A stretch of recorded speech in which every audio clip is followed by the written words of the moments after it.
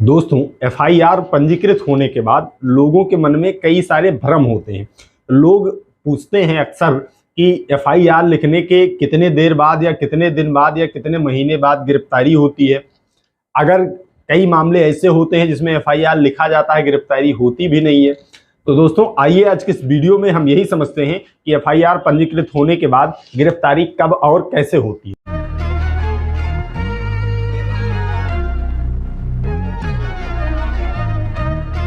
दोस्तों, सर्वप्रथम आपको ये समझना जरूरी है कि जब किसी भी व्यक्ति के विरुद्ध कोई भी प्रथम सूचना रिपोर्ट पंजीकृत होती है तो उसमें धाराएं लिखी जाती हैं कि इस सेक्शन के अंतर्गत उस व्यक्ति के विरुद्ध प्रथम सूचना रिपोर्ट यानी एफआईआर पंजीकृत की गई है। अब उसमें ऑनरेबल सुप्रीम कोर्ट के आदेशानुसार Arnesh Kumar versus state of Bihar के मामले में ऑनरेबल सुप्रीम कोर्ट ने कह दिया कि जिन भी धाराओं में सजा 7 साल या 7 साल से कम है उनमें गिरफ्तारी नहीं की जाएगी। उनमें क्या किया जाएगा, 41 की नोटिस दी जाएगी आईओ द्वारा कि आप आइए इन्वेस्टिगेशन में कोऑपरेट कीजिए। इसके बाद में चार्जशीट जब न्यायालय में प्रस्तुत की जाएगी तब आप वहां जाकर अपनी जमानत करवा लीजिएगा। तो अगर एफआईआर पंजीकृत हुई है तो उसमें धाराएं सारी देखनी है आपको कि उसमें अगर धाराएं ऐसी हैं, सारी धाराएं ऐसी हैं कि उनमें 7 साल से या 7 साल से कम की सजा है तो उसमें गिरफ्तारी होगी नहीं, पुलिस करती नहीं है। कई विषम परिस्थिति में पुलिस कर लेती है, वो बहुत विषम परिस्थिति होनी चाहिए। दूसरी स्थिति ये आती है कि अगर 7 साल से अधिक सजा वाले सेक्शंस में एफआईआर पंजीकृत हुई है तब बात आती है गिरफ्तारी की। अब ऐसे मामलों में पुलिस को गिरफ्तारी करनी होती है, पुलिस गिरफ्तारी कर सकती है और करती भी है कई मामलों में।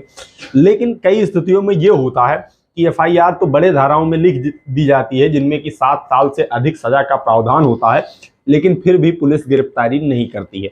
इसमें कई बार पुलिस क्या करती है कि बड़ी धाराओं में पहली बात तो पुलिस मुकदमा लिखना, जल्दी लिखना पसंद नहीं करती है क्योंकि उसे प्रूफ करना होता है, चार्जशीट लगाना होता है, वो सोचती है किसी तरह से टाल मटोल कर लिया जाए। फिर भी अगर बड़े सेक्शंस में एफआईआर पंजीकृत हो जाती है तो जो एक्यूज्ड पर्सन होते हैं जिनको पुलिस को गिरफ्तार करना होता है, पहले पुलिस उनसे बात करती है कि अगर आपको इससे बाहर निकलना है। अगर पुलिस के पास थोड़ा भी ये मौका रहता है कि इसमें मामले में मैं फाइनल रिपोर्ट लगा सकता हूँ, उनके पास कुछ ऐसे एविडेंस होते हैं तो वो एक्यूज्ड पर्सन को मैनेज करने का प्रयास करते हैं कि आप आ जाओ, मुझे इतने पैसे दे दो और मैं इसमें एफआईआर लगा दूंगा, तुम्हें गिरफ्तार भी नहीं करूंगा। लोग मैनेज भी हो जाते हैं, अक्सर लोग मैनेज हो जाते हैं और जब बात नहीं बनती है तो उसी एफआईआर में उनकी गिरफ्तारी कर ली जाती है। यही मामला होता है अगर 7 साल से अधिक सजा में गिरफ्तारी नहीं हो रही। वैसे अगर 7 साल से अधिक सजा वाले सेक्शंस में एफआईआर लिखी गई है तो गिरफ्तारी एकदम 100% श्योर होती है। अब बात करते हैं कि अगर आपकी गिरफ्तारी की आपको आशंका है, अगर ये हो गया है कि आपकी खिलाफ एफआईआर लिखा गया है जिसमें सेक्शंस ऐसी हैं जिनमें सजा 10 साल से ऊपर है, तो आप उसके लिए हाई कोर्ट जाकर अपनी अरेस्ट स्टे भी करवा सकते हैं। उसके लिए आपको हाई कोर्ट में एक रिट पिटीशन मूव करना होगा एफआईआर क्वेशिंग की। एफआईआर तो बहुत कम क्वेश होती है, कई जब बहुत बड़ा ब्लेंडर होगा तो एफआईआर क्वेश होती है, लेकिन प्रथम दृष्टया अगर ऐसा लग रहा है कि आपके खिलाफ फर्जी एफआईआर लिखी गई है तो उसमें आपको अरेस्ट स्टे मिल सकता है, वहां से आप प्रोटेक्ट हो सकते हैं।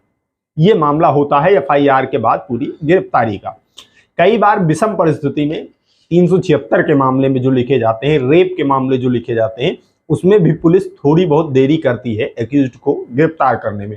उसमें ये होता है अगर उसका मैलिफाइड इंटेंशन नहीं है, चलिए ठीक है मैनेज एक्यूज्ड को नहीं कर रही है, तब भी वो बेट ये करती है कि 164 का बयान न्यायालय में हो जाए, क्योंकि वो लोग जानते हैं कि अगर 376 का अपराध किसी के विरुद्ध लिखा गया मुकदमा और उसको उठा लाए, पकड़ लाए, अब इसके बाद में जब 164 कराने गए लड़की का तो उसने वो मुकर गई कि मेरे साथ इस व्यक्ति ने कोई गलत काम नहीं किया, तो उसको पकड़ के जेल भेज देंगे, फिर बाद में इनको एफआईआर लगानी पड़ेगी, तो बड़ी समस्याएं हो जाए। तो ये लोग उसमें भी वेट करते हैं कि 376 का अगर मामला है तो 164 का जब बयान हो जाए, ये सिद्ध हो जाए कि इस व्यक्ति के विरुद्ध चार्जशीट लगानी है, तभी गिरफ्तारी करते हैं ज्यादातर मामले। वैसे आप मोटा मोटा ये जानिए, एफआईआर लिखने के बाद अगर 7 साल से अधिक सजा वाले सेक्शंस में एफआईआर लिखी गई है तो पुलिस आपको कभी भी गिरफ्तार कर सकती है, बशर्ते कुछ ये जो कंडीशंस हैं, इन कंडीशन में थोड़ा डिले होता है गिरफ्तारी। फिर भी अगर आपके खिलाफ हीनियस क्राइम में FIR पंजीकृत हो गया है, अब आपको लगता है गिरफ्तारी की आशंका है, तो आप हाई कोर्ट आइए,